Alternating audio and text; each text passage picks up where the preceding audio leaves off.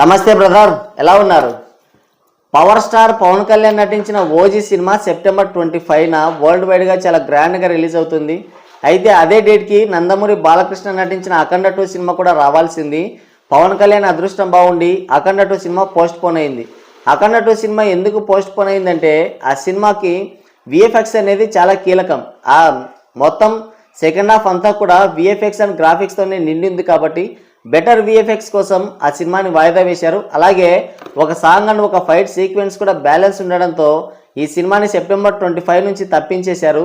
Maybe December 5న ఆ cinema release కావచ్చు. ఇంకో విషయం ఏంటంటే అఖండ 2 సినిమా భారీ బడ్జెట్తో రూపొందుతుంది కాబట్టి దాని టార్గెట్ కూడా ఎక్కువగా ఉంది. అంటే నార్త్లో కూడా అఖండ 2 సినిమాకి మంచి క్రేజ్ ఉంది కాబట్టి ఆ క్రేజ్ని క్యాచ్ చేసుకొని ఒక 400-500 కోట్ల టార్గెట్ అయితే పెట్టుకున్నారు.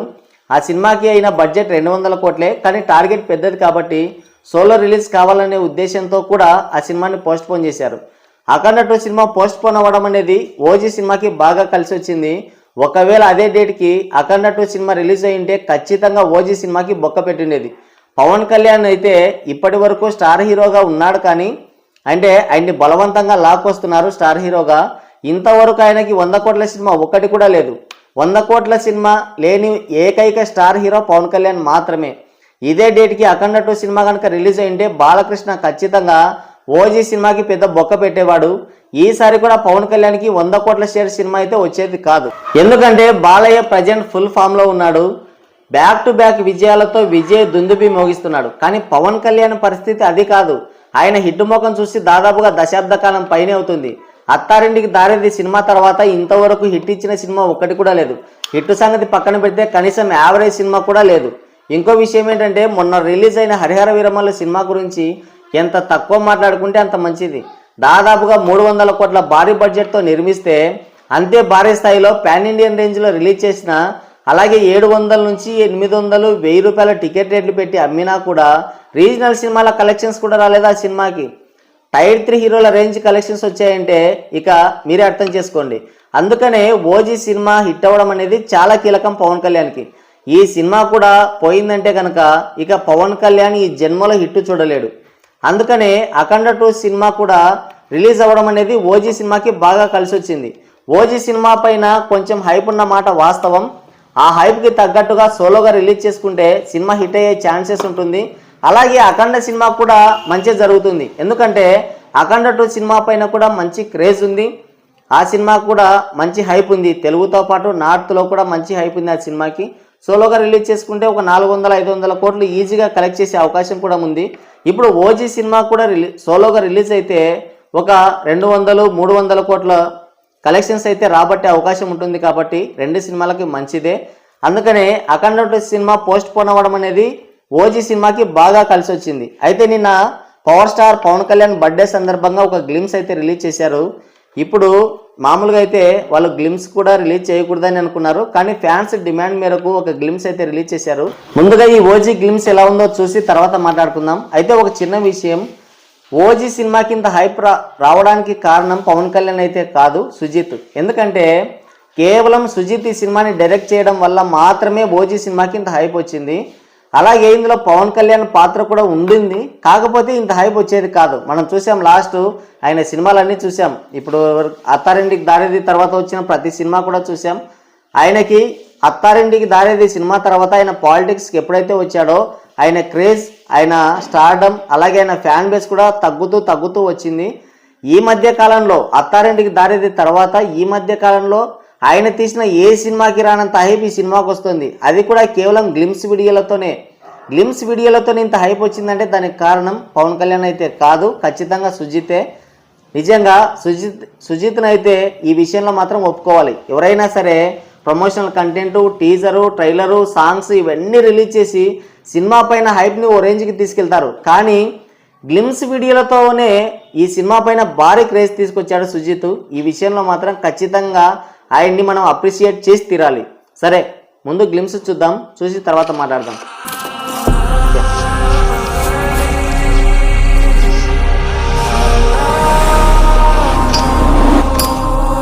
విజువల్స్ అయితే టాప్ నాచ్గా ఉన్నాయి. అస్సలు కేక. వాళ్ళు పెట్టిన బడ్జెట్ మొత్తం గ్లిమ్స్ వీడియోలోనే కనిపిస్తుంది. సినిమానైతే ఓ రేంజ్లోనే తీసినట్టే కనిపిస్తుంది.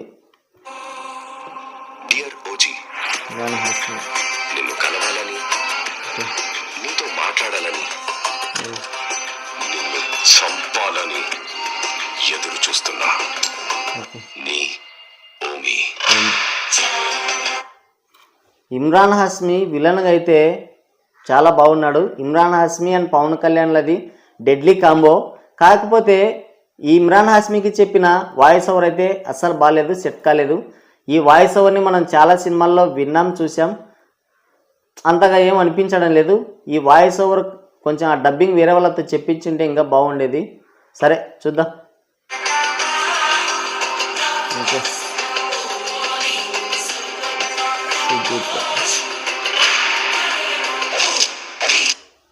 వైలెన్స్ అయితే భారీగా పెట్టారు సినిమాలో.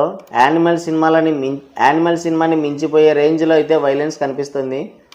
చూద్దాం, విలనే ఈ రేంజ్లో ఉన్నాడంటే ఇంకా హీరో ఏ రేంజ్లో ఉంటాడో.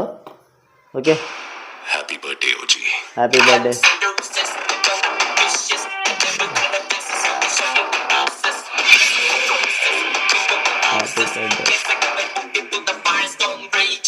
ఓ,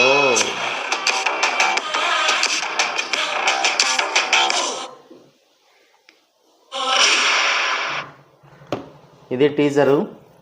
అయితే ఈ టీజర్ చూసిన తర్వాత నాకు చిన్న డౌట్ వచ్చింది. ఇంతకీ బర్త్డే ఎవరిది? పవన్ కళ్యాణ్దా, ఇమ్రాన్ హాష్మిదా? ఈ టీజర్ చూస్తే మాత్రం ఇమ్రాన్ హాష్మిదే బర్త్డే ఉన్నట్టుగా అనిపిస్తుంది. సరే, ఏది ఏమైనా టీజర్ రిలీజ్ చేశారు. విలన్ అయితే ఓ రేంజ్లో ఉన్నాడు. విజువల్స్ కూడా చాలా బాగున్నాయి. అయితే హీరోని చూపించిన విధానం కూడా బాగానే ఉంది. కానీ ఇప్పుడు చూపించిన ఈ స్టిల్స్ ఇవన్నీ కూడా రేపు సినిమాలో ఉంటాయో లేదో తెలీదు. లేపేస్తారో మరి ఉంచుతారో. అయితే ఈ టీజర్ మొత్తం చూసిన తర్వాత ఈ సినిమాకి అనవసరంగా హైప్ ఇస్తున్నారేమో అనిపిస్తుంది. అంటే గ్లిమ్స్ వీడియోతో నేను సినిమాని ఎలా జడ్జ్ చేయగలవని మీరు అనుకోవచ్చు. కాకపోతే ఈ సినిమాని ఈ చిన్న గ్లిమ్స్ను చూసి చెప్పేయచ్చు సినిమా ఎలా ఉండబోతుంది, ఎలా ఉంటుంది అనేది. అయితే భారీ హైప్ పెట్టుకొని ఈ సినిమాకి వెళ్తే మాత్రం ఖచ్చితంగా బొక్క పడేట్టే ఉంది. ఇంకో విషయం ఏంటంటే బీజిఎం. తమనన్న అయితే ఓ రేంజ్లో వాయించాడు. కాకపోతే అక్కడక్కడ అంతే, ఇది మొత్తం కూడా కాపీ బీజిఎం అనుకోండి. మొన్న రిలీజ్ చేసిన గ్లిమ్స్ వీడియోలోనేమో హాలీవుడ్ది లేపేశాడు. ఇప్పుడు తమిళ సినిమా విక్రమ్ సినిమాది అయితే లేపేశాడు. సరే, మొత్తానికైతే కాపీ బీజిఎం అయినా కానీ వినడానికి చూడడానికి చాలా బాగుంది. ఇక రేపు సినిమా థియేటర్స్కి వెళ్ళినప్పుడు దాన్ని ఎక్స్పీరియన్స్ చేయడమే. ఇంకా ఆయన కొట్టేవన్నీ కూడా కాపీ బీజిఎమే, కాపీ మ్యూజికే. దాని గురించి మనం డిస్కషన్ చేసుకొని కూడా వేస్ట్. ఇక టీజర్ అయితే బాగానే ఉంది. కానీ సినిమాకి మరీ హైప్ పెట్టుకొని వెళ్తే మాత్రం ఖచ్చితంగా బొక్క పడేలానే ఉంది. బహుశా కూలీ సినిమాకి జరిగినట్టు జరుగుతుందేమో అనే డౌట్ వస్తుంది నాకైతే. మరి మీకేమనిపిస్తుందో కింద కామెంట్ చేయండి. అలాగే ఈ టీజర్లో చూపించిన ఈ షార్ట్స్ అన్నీ కూడా రేపు సినిమాలో ఉండవని నాది గ్యారంటీ. కేవలం ఫ్యాన్స్ కోసం మాత్రమే ఈ టీజర్ని కట్ చేశారేమో అనిపిస్తుంది. అలాగే ఆ పవన్ కళ్యాణ్ షార్ట్స్ కానీ, అలాగే ఇంకోటి ఆ ఇమ్రాన్ హాష్మి ఉన్న కొన్ని షార్ట్స్ కానీ రేపు సినిమాలో ఉండవని అనిపిస్తుంది. చూద్దాం. మొత్తానికైతే టీజర్ అయితే పర్వాలేదు, యావరేజ్ బాగానే ఉంది, ఒకసారి చూసే విధంగానే ఉంది. మరి భారీ హైప్ పెట్టుకొని సినిమాకి వెళ్తే మాత్రం ఖచ్చితంగా బొక్క పడుతుంది. మరి ఈ టీజర్ చూసిన తర్వాత మీకేమనిపించింది కింద కామెంట్ చేయండి.